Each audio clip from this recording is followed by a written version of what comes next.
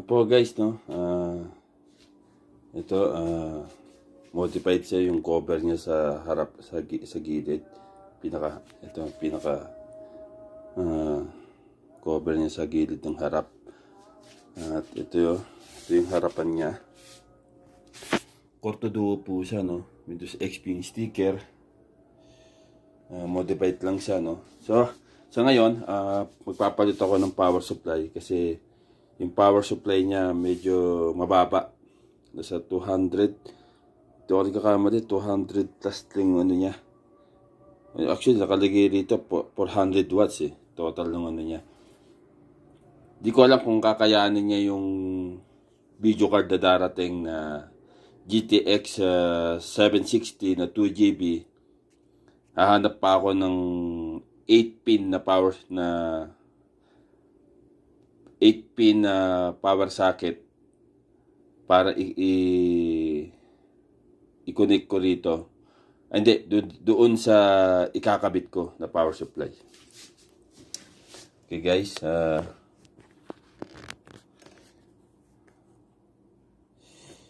ano,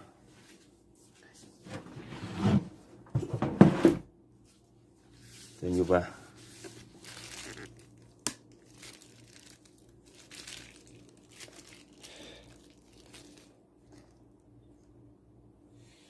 Guys,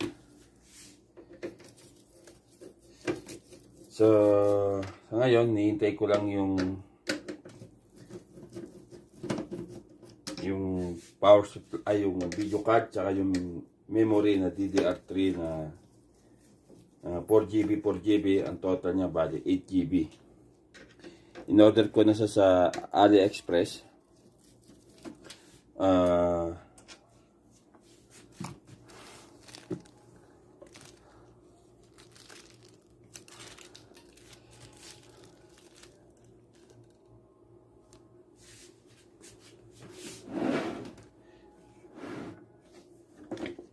Guys,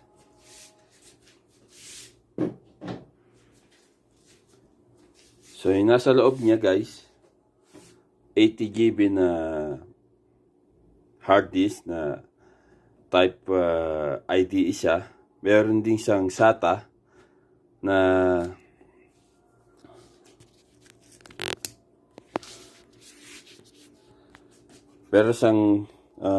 SSD na 65GB. SATA siya. So although ngayon ito yung papalitan ko ngayon, ito yung Corto Duo na kung doon nagkakamali 2.6 GHz na Corto Duo. Although yung memory niya, although gumagana to guys, na testing ko na to, yung memory niya support sa ng hanggang DDR3 tuloy. DDR2 pala to 800. DDR2 na 800. Modern na ako ng 533 frequency nung ano niya, yung memory niya.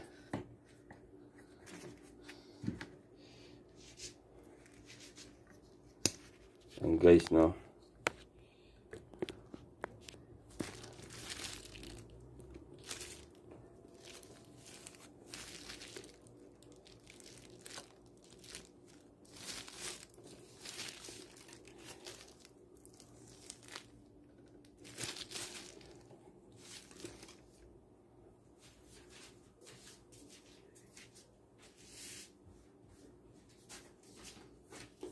So guys, no, ito yung ipapalit ko rito na power supply. Micro digit, 500 ano to, 500 watts to, itong power supply na to.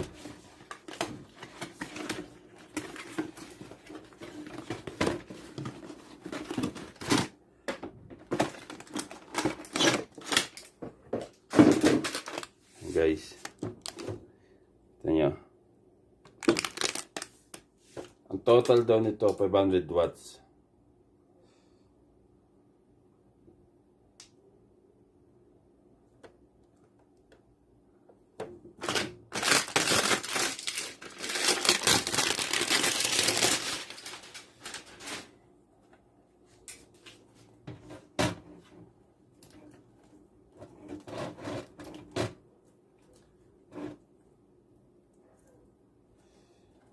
Yung in-order ko kasing video card na GTX 760, meron na siyang kasamang ano, 8 pin.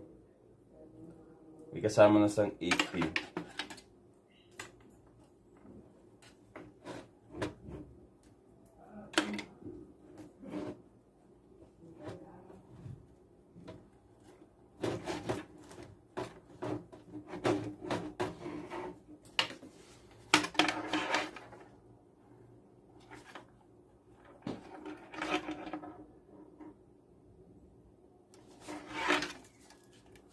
Okay, papalitan ko na siya, no?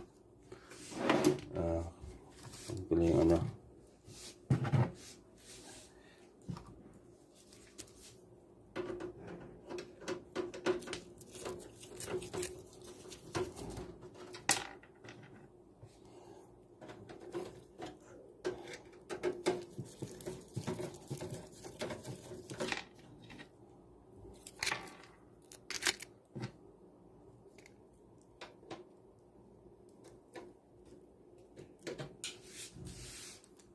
Ito pala yun.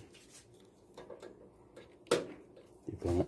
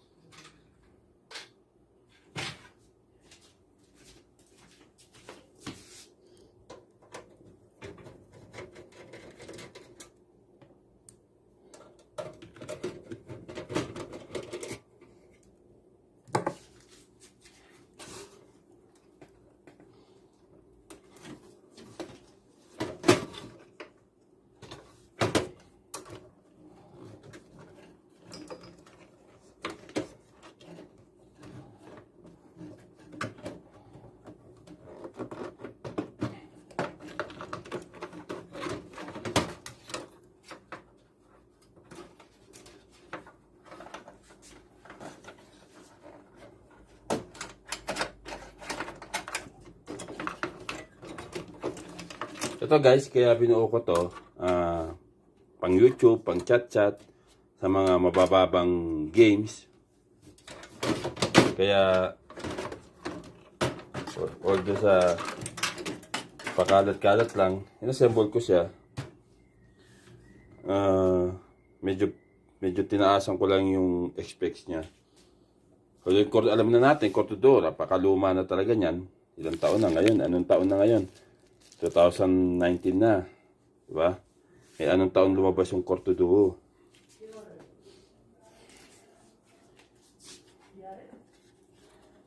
So guys,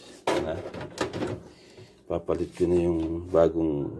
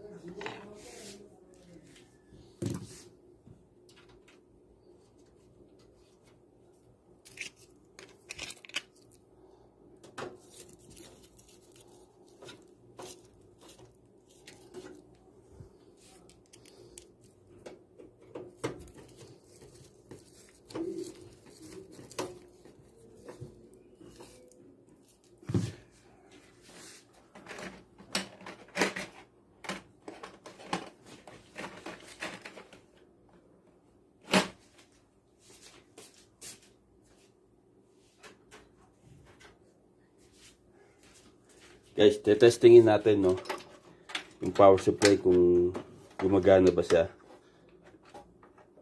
Kasi minsan alam nyo na, factory defect, kabago-bagong bili mo, tapos pag inon mo na, hindi gumagana. Kasi nga, minsan hindi natin masasabi yung factory defect niya.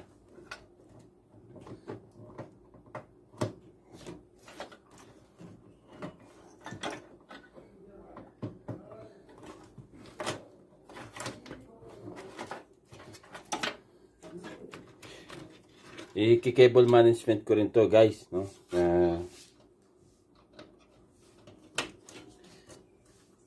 Para malinis tignan kahit na pang chat, pang YouTube.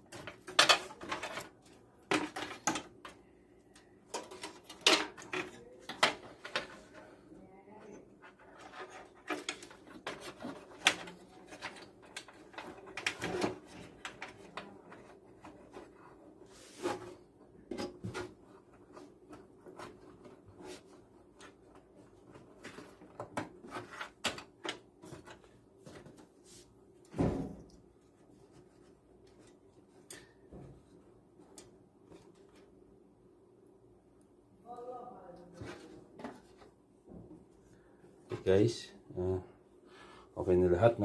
Bubuksan natin, guys. Buksan natin siya.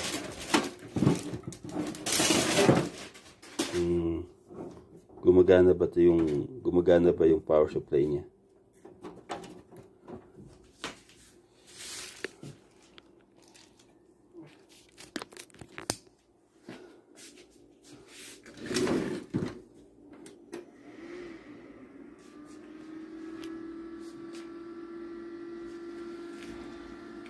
Tanya na. Hindi gumana yung ano. Ayun. Kumasado na isaksak. Tanya, guys.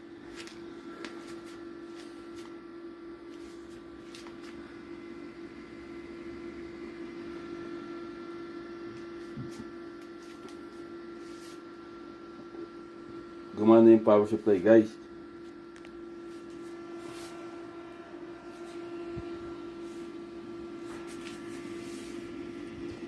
May pansa rito, may pansa ron.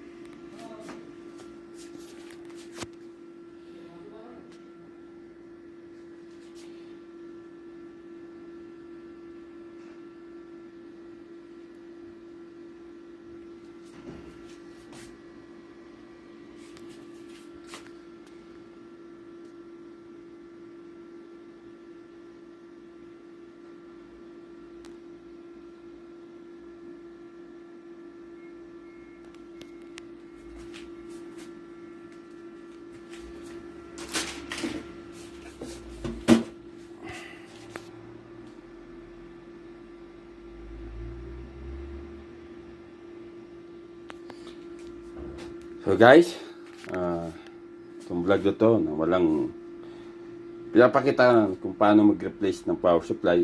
Siguro, madali lang magpalit ng power supply, pero sa mga hindi marunong o naghahanap ng video na po, paano magpalit ng power supply, ganun lang po kadali. Tatanggalin mo na yung luma, ikakabit mo itong bago, ikakabit mo yung 24 pin, yung 4 pin, at i-cable management mo lang siya, okay na. So ito yung inassemble kong computer na old model siya. Hinihintay ko na lang dumating yung video card at saka yung DDR2 na memory para magamit ko na sa siguro pang YouTube, pang movie. Pwede na yun kasi GTX 760 na 2GB, yung panahon na yon, nung unang labas nun, napakamahal nun. Grabe, napakamahal nun. Kaya guys, maraming salamat kung may makapanood man ito. Kayo na sanang umunawa kung paano magpalit ng video card. Maraming salamat.